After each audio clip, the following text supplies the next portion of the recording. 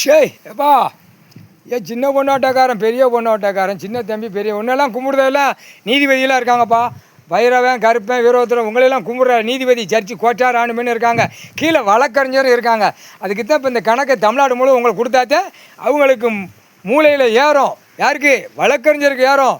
கோட்டாருக்கு புரியும். ஆஹா அடி உள்ள போது பூட்ட போகிறாரு, பூட்டிட்டு கணக்கு எடுக்க போகிறாரு. அதுதான் கணக்கு. எப்போ சட்டை கம்பு வச்சிருக்கீங்கள, உருண்டு கம்பு குடுக்கிற குடுப்பு கொடுத்துக்கிட்டே உள்ளே போங்க. தடங்களாக இருக்கிறவன ஒரு குடுப்பு பூட்டுறதுக்கு வழிபட்டு கிளியராக அந்த வேலையை நடத்திடுங்க.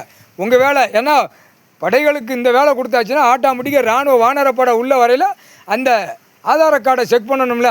என்ன கூத்து அடிச்சு வச்சுருக்கான், என்ன மேலே அடிச்சு வச்சுருக்கான், என்ன பிபியூ தான், என்ன சிங்கி தட்டு தான், இதுக்கு 4 இப்படியே ஓட்டிட்டு போனால் கதை நடக்காது. அதுக்கு தான் இப்போ உங்கள் படையில் உங்களை உள்ள நான் கணக்கு கொடுக்கேன். கணக்கு ஓடுங்க. சென்னை மெட்ராஸ் கன்னியாகுமரிக்கு நீதிமன்றம் கோர்ட்டு எல்லாம் உங்களுக்கு தெரியும். 2 செட்டுகளுக்கு போய் நீ கொத்த வேண்டியது கொத்தப்பா. பைரவா வீரபத்திரன் கருப்பேன் கொத்து. நீ கம்ப்யூட்டர் 4 குடுப்பு கொடு. ஆட்டா முடிக்க பூட்டு போட்டு போவோம். பூட்டினோடனே கணக்கு எடுக்க வேண்டிய நேரம் வரும். எப்படி வரும்? டெல்லி அமர்நாத்தில் நீதிமன்றம் கோர்ட்டில் அங்கேயே பேச்சுவார்த்தை எடுக்கணும். எல்லா நீதிமன்றம் கோர்ட்டும் பூட்டு. டெல்லியில் எல்லா கோர்ட்ஸையும் பூட்டு. ஆதார கார்டை பூரா தூக்கு. அதைத்தான் தூக்கணும். ஆதார கார்டு நம்பரில் நான் உட்காந்தோம்னா அந்த நம்பரை தூக்கணுன்னு ஆட்டோமேட்டிக் இருப்பு இடம் எங்கே இருக்கான்? வெளிநாட்டில் தவிக்கிட்டு இருப்பான். கண்டார் வழி மேலே பிதிக்கி எடுத்து போடணும். 3/4